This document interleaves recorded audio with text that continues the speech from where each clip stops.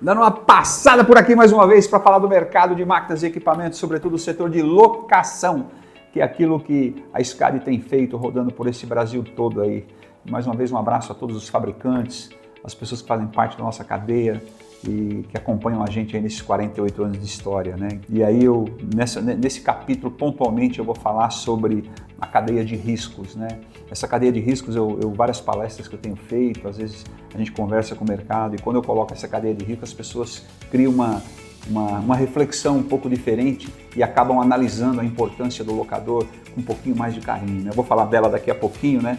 Antes, porém, eu quero dizer para vocês que o objetivo nosso de passar por aqui é fazer aquilo que o cliente gosta de ouvir, aquilo que o fabricante entende de fazer e aquilo que a SCAD atende dentro do mercado, né? Então nós estamos aqui nessa série, né?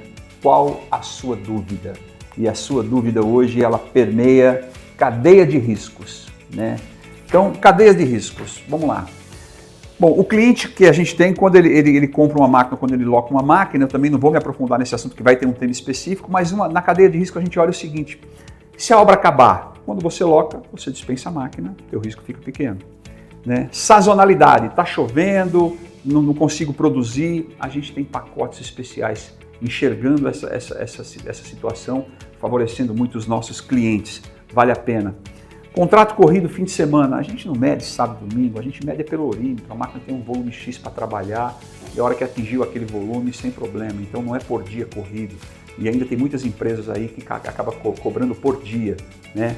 Então a nossa forma de trabalhar na cadeia de risco é a gente assumir mais risco, deixar menos risco para o cliente e isso tudo que se transforma em resultado e não disperse energias boas naquilo que o locador possa cuidar. Então a gente tem essa visão aí.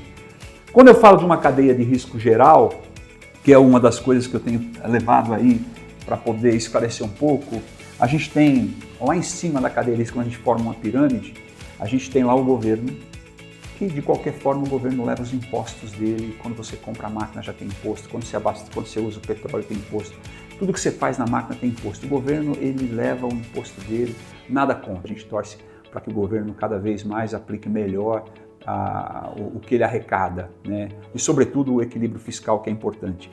Mas nessa cadeia de risco nós temos o governo, abaixo do governo nós temos bancos que geram os financiamentos da máquina, que são os investidores direto ou indireto, são aqueles que colocam o capital, que financiam em 36, 48, 60 meses, que oferecem taxa de crédito. E os bancos têm toda a garantia e os bancos passam a ser um compromisso responsável, eu diria para você até inflexível, rígido. Então essa cadeia de risco, quando você vai no banco, não tem jeito. Abaixo dos bancos a gente tem os fabricantes, que só te entregam as máquinas se você der uma AF para ele, autorização de faturamento. Você paga a máquina, o fabricante leva o dinheiro, você leva a máquina para casa junto com o carnê. O fabricante que desenvolveu, gastou, investiu na sua tecnologia, na qualidade do seu produto, ele precisa ser remunerado pelo que ele produziu, mas o fabricante ele tem é um pouco blindado com relação à entrega da máquina somente depois que ele recebe. Então essa parte de pagamento ela vai para a cadeia de risco. Abaixo do fabricante a gente tem, eu diria que são os nossos clientes, que eles ficam com a melhor parte do produto. Qual a melhor parte do produto? A produtividade. Ele usa ela no momento que ele precisa, o quanto ele precisa e libera ela na hora que ele quer. Olha, acabou o serviço, vai embora, eu fiquei com a melhor parte que é a produtividade. Então o fabricante está ali. Abaixo do fabricante a gente tem a rede dealer, né? Que eu poderia dizer a rede dealer, mercado de peças, então todas as manutenções que a máquina tem, o volume de material de desgaste, enfim, a compra de peça que é um mercado enorme, o mercado de peça, então a gente tem toda essa necessidade da gente estar comprando peça para manter as máquinas operando. Então isso acaba acontecendo também dentro da cadeia de risco, né? E embaixo ainda nós temos toda a cadeia de apoio para o nosso negócio, que aí envolve a retaguarda nossa, né? Desde empresas que trabalham com seguro, empresas que trabalham com assistência, segurança, enfim, toda a atividade que a gente tem, a parte administrativa, a parte operacional, toda a estrutura que a gente tem. E lá embaixo dessa pirâmide tem uma figura de uma pessoa chamada locador, que está lá assumindo esse risco para poder levar a melhor produtividade para o nosso cliente, né? Então quando a gente fala na cadeia de risco, o locador ele assume risco, ele está bem posicionado e ele merece um olhar clínico diferenciado para que o cliente entenda o seguinte, é muito bom a gente poder locar e encontrar produtividade sem todos esses riscos nas nossas costas, né? Utilize quando você precisa, não utilize quando você não precisa e você não tem compromisso nenhum, né?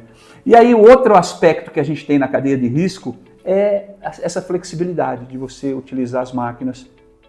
Geralmente os nossos contratos não têm multas punitivas, você tem toda a flexibilidade de usar um dia, 10 dias, um mês, o tempo que você quiser. O nosso contrato é muito flexível, isso dá uma facilidade muito grande, né? Então, a ideia de passar para vocês a cadeia de risco nada mais é do que valorizar a decisão que vocês tiveram em optar por locação, analisando pela cadeia de risco aquilo que o locador assume e que vocês levam para casa praticamente embutido no processo produtivo que a gente oferece para vocês. A SCAD está aqui dentro desse contexto para oferecer o melhor possível, né? Então, sucesso a todos, informar, esclarecer e locar.